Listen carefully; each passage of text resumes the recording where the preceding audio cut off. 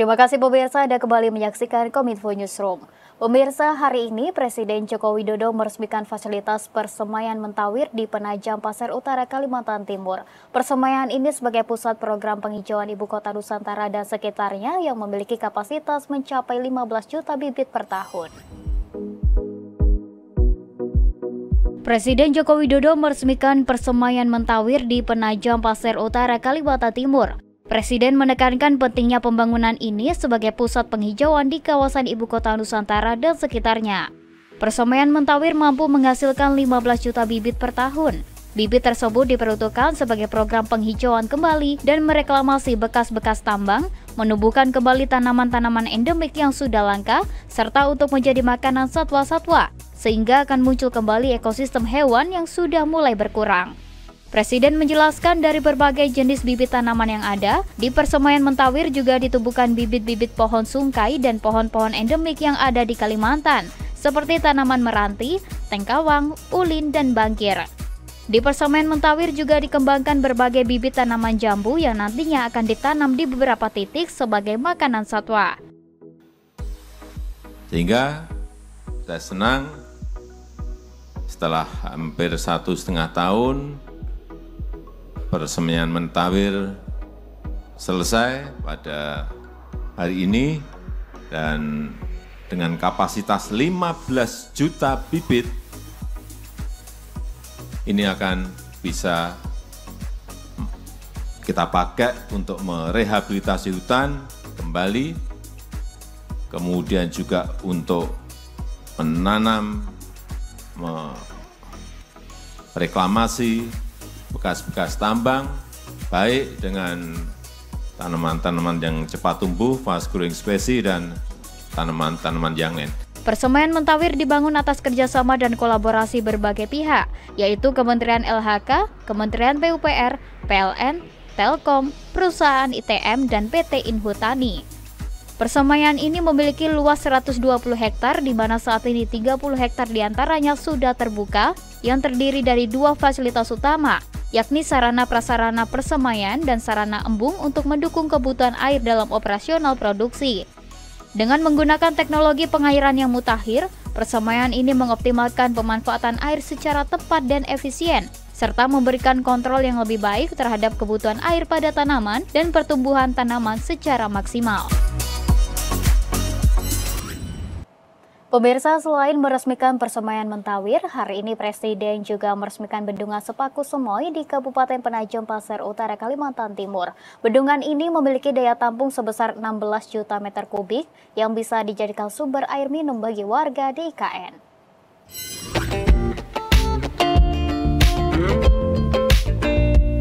Presiden Joko Widodo meresmikan Bendungan Sepaku Semoy di Kabupaten Penajam Pasir Utara, Kalimantan Timur pada Selasa 4 Juni 2024. Pembangunan Bendungan Sepaku Semoy telah dimulai sejak 2020 dan menelan anggaran sebesar 836 miliar rupiah. Bendungan tersebut memiliki daya tampung sebesar 16 juta meter kubik dengan luas genangan 322 hektar. Bendungan ini akan menjadi sumber air baku bagi warga di kawasan IKN dan sebagian untuk kota Balikpapan. Bendungan Sepaku juga dilengkapi dengan pembangkit listrik tenaga surya terapung dengan kapasitas 100 MW untuk menunjang pasokan listrik di IKN. Pengisian Bendungan Sepaku Semoy telah dilakukan sejak 2023.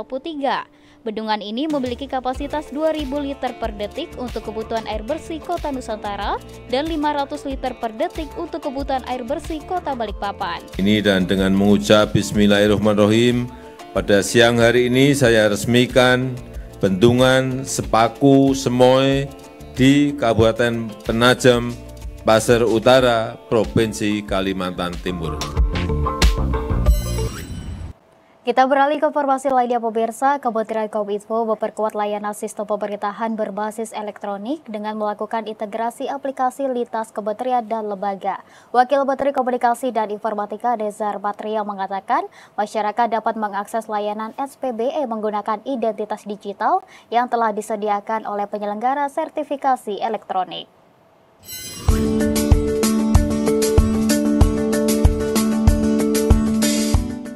Kementerian Kominfo memperkuat implementasi layanan sistem pemerintahan berbasis elektronik dengan melakukan integrasi aplikasi lintas kementerian atau lembaga dan penerapan identitas digital sebagai upaya menjamin hak pengguna. Layanan ini akan digunakan untuk memverifikasi data digital ID masyarakat yang mengakses layanan SPBE, termasuk portal nasional dengan menyesuaikan data dari Dukcapil. Guna memudahkan masyarakat mengakses layanan SPBE, Wakil Menteri Komunikasi dan Informatika Nezar Patria menyatakan pihaknya telah menyiapkan penggunaan identitas digital yang bisa terhubung dengan semua layanan publik yang telah terintegrasi.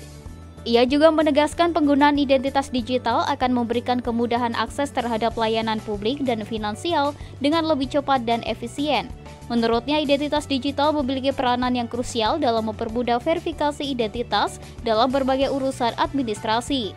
Selain itu, implementasi identitas digital menjadi salah satu solusi mencegah terjadinya kejahatan dalam transaksi elektronik karena adanya sistem verifikasi, serta mengoptimalkan layanan SPBE demi menjamin hak-hak masyarakat sebagai pengguna maupun konsumen.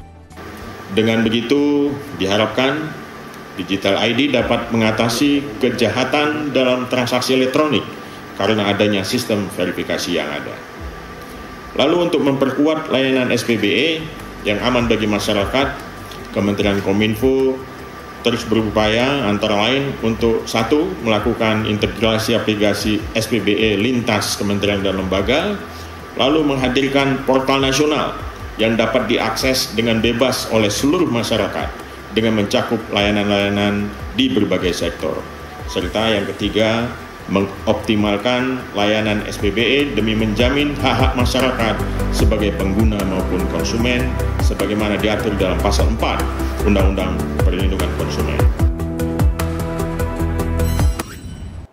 Pemirsa, Sekretaris Jenderal Kementerian Kominfo Mira Tayyiba menyebutkan pentingnya peningkatan pengawasan kepada pengguna internet untuk menjaga arus informasi dan melindungi masyarakat dari penyebaran berita palsu. Hal tersebut disampaikan Mira Tayyiba dalam forum diskusi SAIL yang diinisiasi CSIS di Jakarta. Sekretaris Jenderal Kementerian Komunikasi dan Informatika Mira Tayyiba dalam forum diskusi SAIL yang diinisiasi CSIS di Jakarta pada Senin 3 Juni 2024 menyebutkan pentingnya pengawasan lebih untuk masyarakat dalam penggunaan teknologi kecerdasan buatan atau AI. Mira Tayyiba menegaskan pentingnya peningkatan pengawasan dilakukan untuk menjaga arus informasi dan melindungi masyarakat dari berita palsu. Mengingat meningkatnya penggunaan internet di Indonesia bersamaan dengan peningkatan gelombang disinformasi di media sosial. Pada kesempatan tersebut, Sekjen Kominfo juga memberikan pemahaman dan mengajak masyarakat agar lebih kritis dan bijak dalam menerima dan menyebarkan informasi di media sosial. Penggunaan AI itu harus accountable. Salah satunya apa? Nah, sekarang semua produk-produk yang di-generate oleh AI itu harus ada logo AI. Dibuat oleh AI sehingga kita bisa tahu betul perbedaannya. Begitu juga untuk yang berita-berita. Nah, selain itu bukan saja itu kan sudah dihilir ya, tapi di hulunya juga bahwa masyarakat juga harus lebih kritis. Pemirsa, pemerintah terus memaksimalkan proses aksesi OECD. Usai sampai pada tahapan adopsi peta jalan OECD, langkah selanjutnya yang akan diambil pemerintah yakni proses self-assessment serta akan dilakukan penyusunan memorandum awal yang rencananya akan diselesaikan dalam waktu 250 hari ke depan. Lantas seperti apa langkah strategis yang akan dilakukan pemerintah Indonesia? Simak selengkapnya sesaat lagi.